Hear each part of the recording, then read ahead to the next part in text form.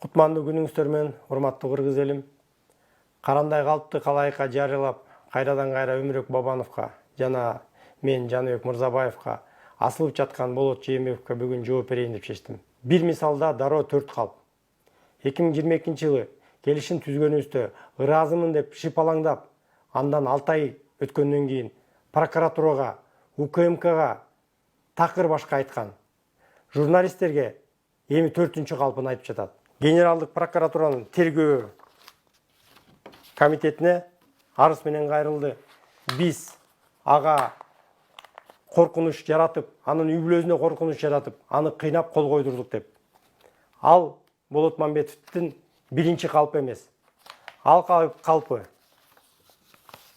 чынга дал келбей, тергөө органдары дыкат барын тергеп туруп, 2 айдын ичинде бүт көөлөрдү суракка алып, документтердин барын карап чыгып, токтом чыгарышты. Токтомдо эч кандай ага коркутуу, үркүтүү болгон эмес. Өз каалоосу менен, өз укугун пайдаланып кол койгон деген. Мына менин колумда 3 февраль 2023-жылы Генералдык прокуратуранын капитаны чыгарган токтом бар. Ал токтомдо мына менде көчүрмөсү бар. Биздин жасаган иш аракетибиз мыйзамдуу. Адан сырткары УКМКга жарым жылда өткөндөн кийин сиз дагы башка арыз менен кайрылып атасыз. Ал арызда сиз мен кагаздарга кол койгон эмесмин. Менин колумду булар жазап коюшкан.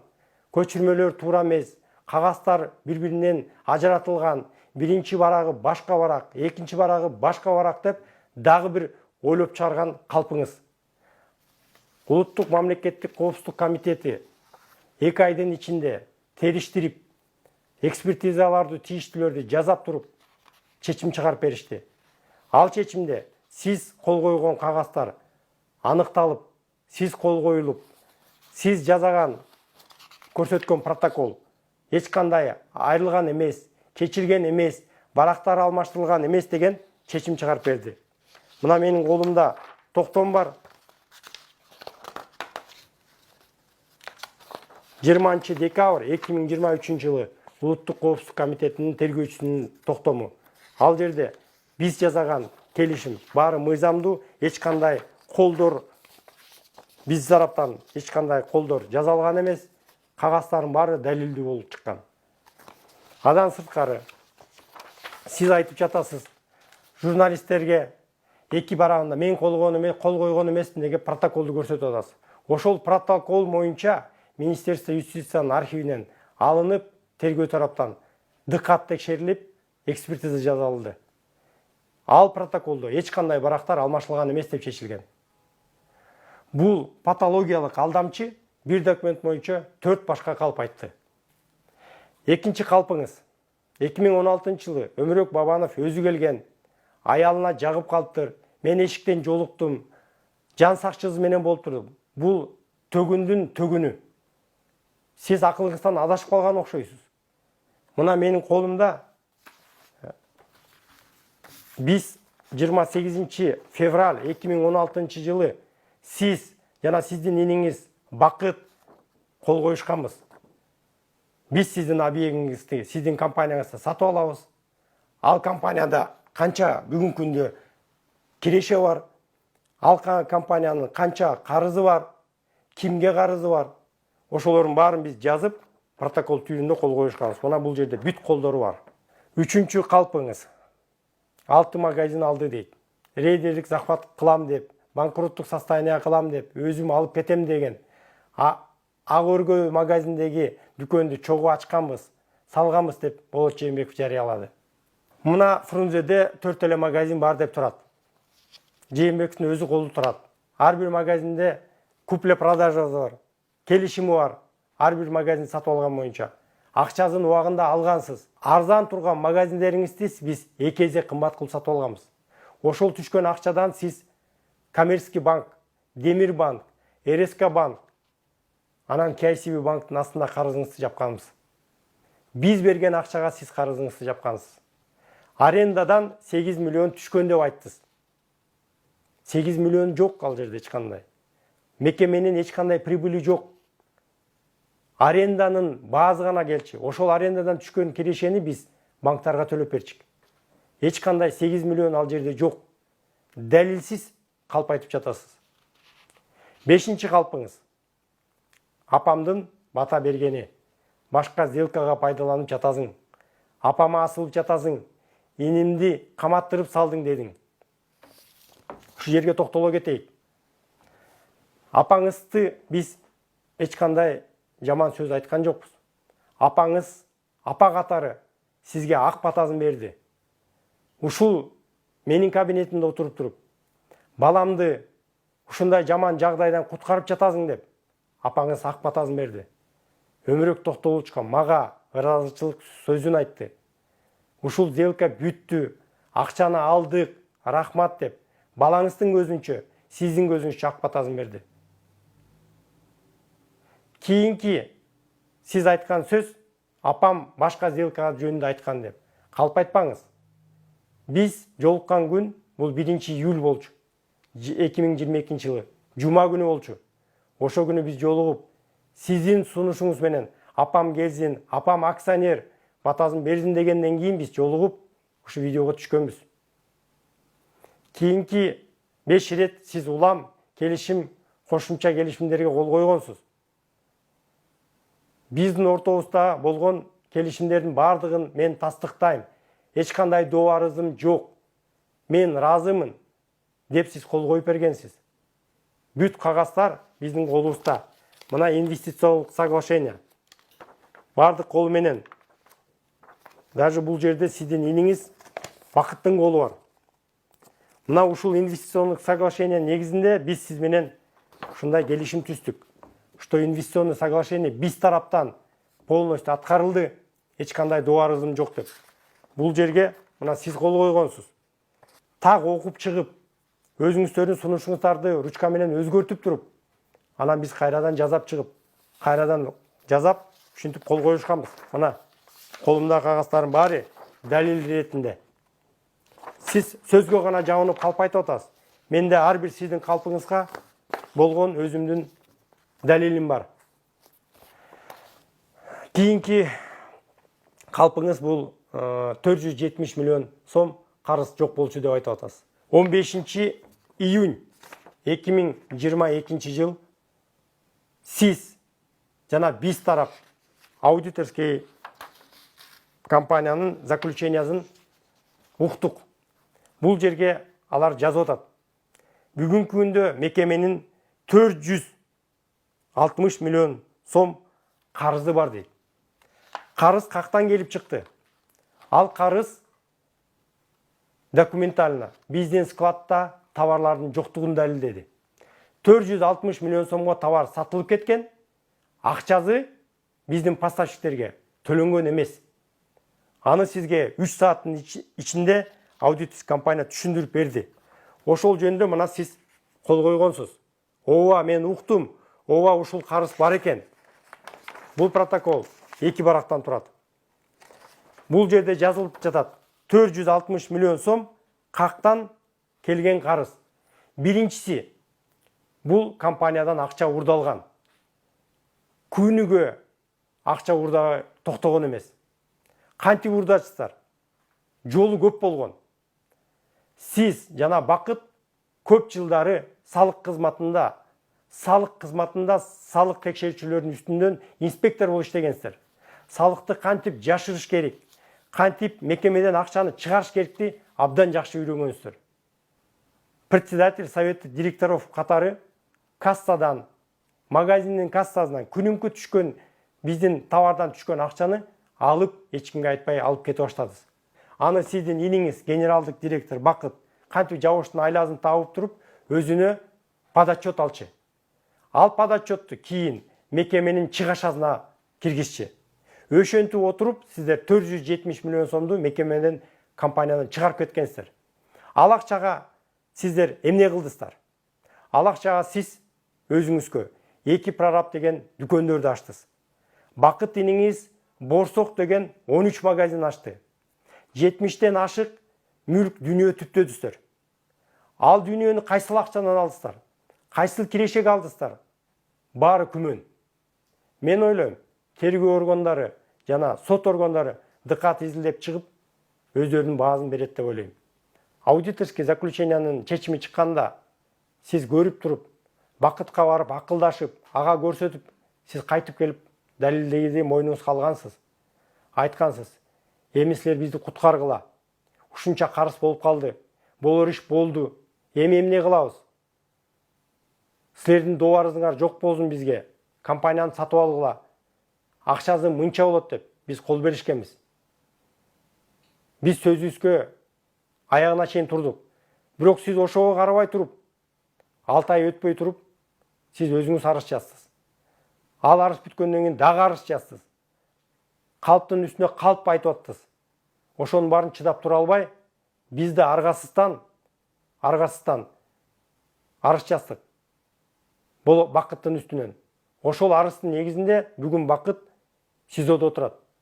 Сиздин түзмө түз күнөөңүз бар буда. Мен бүгүнкү күнү Бакыттын үй бүлөсүнө жана сиздин бир туугандарыңызга айткым келет. Калыстык үчүн, чындык чыгыш үчүн ушул нерселердин баарынын артында силердин бир тууганыңар Болот Аматов турат. Уурунун уурузу дал ушул сиз, Болот Жээнбеков. Мына фактылар. Ууру тойгончо жеп, өлгөнчө карганат дейт кыргызда. Мен келесоо эмесмин, акылым жайында, өзүмдүн акчамды өзүм урдайымбы, эч кандай уурулук болгон эмес деп бүгүн карганып жатасыз. Биз гипермаркет Фрунзе компаниясына кирген жокпуз. Биз жаңы компания түздүк. 50% бизге таандык, 50 силерге таандык болду. 50%-тин берүүдөн ачкөздүк кылып, 100% тиешелүү компания аркылуу акча уурдай баштадыңар. Мекемеден акчаны чыгара баштадыңар. Мына мен кичине токтоп кетейин. Менин колумда турган схема. Бул сизге тиешелүү кишилер жана сизге тиешелүү мекемелер. Ушул мекемелер аркылуу мыйзамсыз иштери жасаганыңар. Бул сиздин иниңиз Бакыт Аматовдун мыйзамсыз жасаган ишке тиешелүү мекемелери жана анын туугандары. Мынакей биз бул жерде схематически көрсөткөнгө аракет жасадык. Кандай компаниялар бизге кандай кылып поставка кылып, канча акча алып чыгышкан. Бүт айткан сөзүм боюнча менде далил бар. Туугандарыңыз боюнча Бакыт Аматовдун аялы Кутушева Тилдекан Орозбаевна, балазы Аматов Анарбек Бакытбекович, агазы Жээнбеков Болот, инилери Жээнбеков Алмаз, агазы Жээнбеков Досманбет, инилери Аматов Нурсултан, Акылбеков Искак, дагы ошого көп кишилердин тизмеси бар.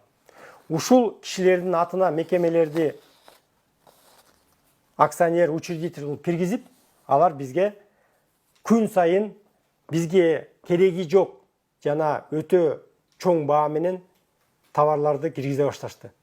Мунун этегинде акчаны мекемеден чыгарып, мекемени УБТК киргизүү турган.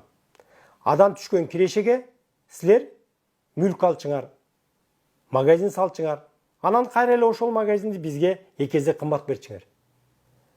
Мунун артында Бакыт генералдык директор катары бүт чечимдерге кол коюп берген. Эки прораб магазинин сиз ачтыңыз. Бакыт иниңиз Борсок деген бизге конкурент 13 магазин ачты. Кайсыл акчага ачты? Түшүнүксүз. Сиз үчүн түшүнүксүз болсо, мен үчүн айкындан айкын болуп турат. Булардын бардыгы биздин мекемеден чыгарган акчалга жазалдыр. Келишимди түз буздуңар, урдадыңар. Жооп бере турган убакыт келди, иниңиз жооп берип жатат. Көзгө чөп салып, эң оор учурда капталдан бычак сайган сиз болдуз. 2020-жылы Бабанов Өмүрөк Токтош айныды, ага чейин 5 жыл сонун иштегенбиз деп айтып жатасыз. 2016-2019 жылы Өмүрөк Байаманов саясатта оор учурда болду. Биз ойлодук, ооба саясаттын таасири силердин биздин бизнеске таасир этип калбасын деп. Оюбуз жакшы жакка кеткен. Бирок бул ойдун силердин сурооңордун артында илиңдеп турган жаман ой барганын кийин биз билдик. Биз кийлигишпей калганда, биз барбай калганда силер уурулуңарды эки эсе көбөйттүңөр. Ошол убакытта компаниялар көп түзүлүп, ошол убакта компаниялар көп поставка кылып, биздин мекеменин убытыгы именно ошол убакта болду. 2020 жылдын аягына чейин өзүңөр билгендей иш жасадыңар. 5 жыл биз сонун иштегенбиз. Дебей, 5 жыл биз уурдап, чардап, ырдап, жыргап жашадык деп айтсаңар чындык болмок. 70 мүлкүм бар деген туура эмес. Баары бутуна турган 7 тууганым бар деп айттыз. Буда калп. Мен берген тизмеде бардыгы сизге тиешелүү жакын туугандарыңыздыкы. Бул сиздики, аялыңыздыкы, 2 балаңыздыкы, кызыңыздыкы. Бакытка тиешелүү бакыттын аялы, баласы жана бакыттын аялына жакын туугандары тиешелүү мүлктөрүн чыгардык. Анткени алар да мыйзамсыз мекемеден акча чыгарууга тиешеси түзмө-түз бар. Ал боюнча бизде бакыт менен болгон өзүнчө келишим бар. Ошол келишимдин негизинде бакыт мойнуна алып атат. Ооба, туура эмес иш болду. Мени кечирип койгула. Менин эч кандай силерге дуарызым жок. Ооба, менин бир тууганыма ушундай мекеме түзүлгөн. Ошол мүлктүн негизинде мына менде кагаздары бар. Мына бакыттын колу менен сиздин да колуңуз бар бул жерде. Ошол жерде айтып атасыздар. Ооба, ушундай иш болду. Мен баланча акчаны төлөп берейин деп, ошол жерден бакыт 8.600.000 6 миллионун сразу өзүнүн чөнтөгүнөн бизге төлөп берди кассага. Эси ал күн өзү жок болсо, эч кандай тиешеси жок болсо, эмнеге жапты? Мен кагаздарды көрсөттүм далил ретинде. Ал мойнуна алып, сразу мага жооп берди. Бүгүнкү күндө ал боюнча дагы $30.000 ашык карызы бар. 6 жылда биз 12 миллион инвестиция компания салдык. Аны биз банкка 6% депозитке салып койгон күндө да биз 4 миллион киреше алмакпыз. Бүгүнкү күндө биз 460 миллион карыз менен отурабыз. 12 миллион долларыбыз компанияга кирген, ал чыкпайт. Сиз өзүңүздүн 50% акцияларыңызды сатып, акчалай чыгып кеттиз. Биз бүгүнкү күндө карыз менен калдык. Кашыктап чогултканды чөмүчтөй компаниядан чыгарып кеттиңиз. Адамгерчиликти алсыздык деп түшүнөт экенсиз, Болот Жээнбеков. Сөздү жыйынтыктасам. Кыргызда жакшы сөз бар. Асылган оору алмайынча тынбайт, асылган ууру тоймоюнча койбойт. Жээнбеков Болоттун бир гана максаты бар. Бул бүгүнкү биздин ортобузда болуп аткан соттордон жана укук коргоо органдарында болуп аткан иштерге кандайдыр бир таасир тийгизүү. Коомчулукка туура эмес маалыматты жеткирүү, калпты айтуу, биздин атыбызга жаманатты кылуу. Далили жок, кур доомат койгонуңузду токтотуңуз. Калп айтканыңызды токтотуңуз. Мен бүгүнкү кайрылуумду аргасыздан жасап отурам. Анткени биз о компанияда болуп аткан нерсе сыртка чыкпасын, өз ара чечип алайык, өз ара бүтүрүп алайык деп аракетти аябай жасадык. Бирок сиз тойбодуз, акчага тойбодуз. Талабыңызды койгондон коюп, калпыңызды айтканын айтып эле жүрөсүз. Ошол үчүн биз бул нерсени жасаганга мажбур болдук. Мыйзам астында жооп берген күн келет сиз үчүн.